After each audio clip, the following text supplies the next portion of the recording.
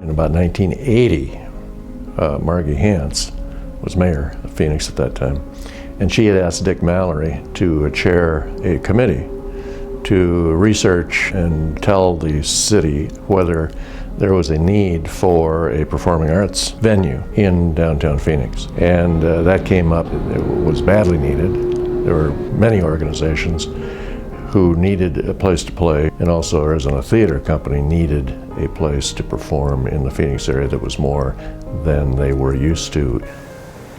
This early morning celebration symbolizes the beginning of a new day dawning for the performing arts in Arizona. Because Dick initiated this whole project as far as I was concerned.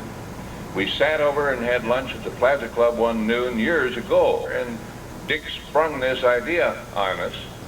But before we got through with dessert, I said, okay, we'll go for it. That I think the construction of the Herberger Theater was a great example of how the private and public sector could work together. 49% of the funds came from the city, 51% of the funds came from the private sector, and both the public and private sector worked together to get this done. The important thing is, first, its prominence, its precedence.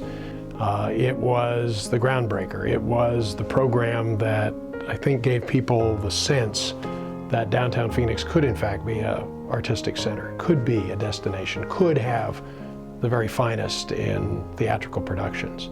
It's just so hard to evaluate what being a pioneer is worth, but I think it's fair to say that without the groundbreaking efforts of Herberger, the other commitments to major cultural facilities would have been impossible. Well, any community that wants to consider itself civilized has really got to help out with the artistic events and the artistic thoughts that the community has. And the Herberger Theater is a really wonderful example of this, of several forms of the arts, and helps the community be more civilized. And I think this is a very important thing.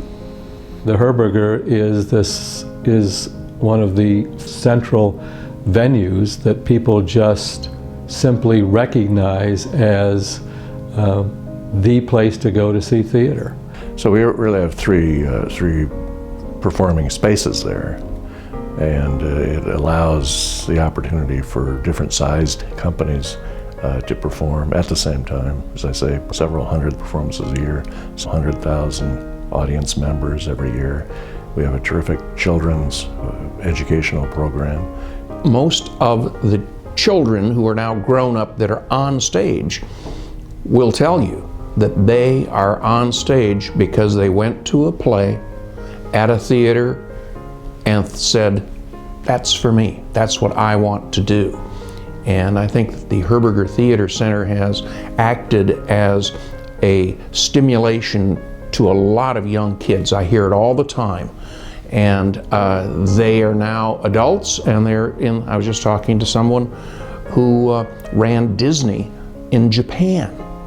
All the performing arts started because he went to a performance at the Herberger Theater. It's one of our best known and most revered institutions. It has stood the test of time, which I think is a marvelous sort of testimony.